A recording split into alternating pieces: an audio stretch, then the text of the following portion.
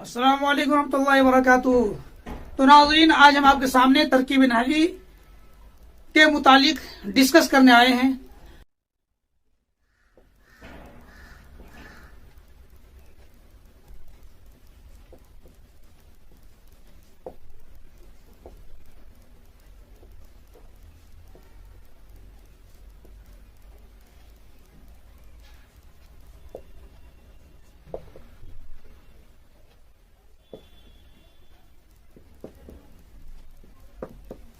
अब मानों के लिहाज से जुमले की दो किस्में होती हैं, जुमला खबरिया और जुमला इंशाइया। खबरिया तो आप समझ पा रहे हैं कि जिस जुमले के अंदर में कोई इंफॉर्मेशन हो, कोई इत्तिला हो, कोई खबर हो, उसको जुमला खबरिया कहते हैं।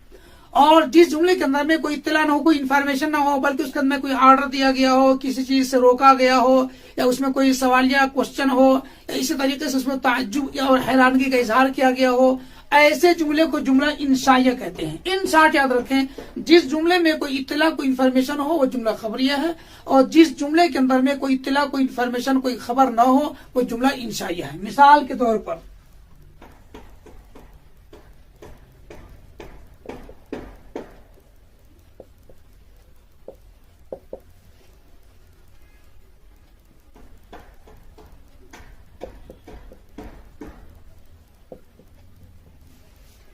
हमने लिखा राशिद सो रहा है, और दूसरा जुमला हमने लिखा ए राशिद सो जाओ।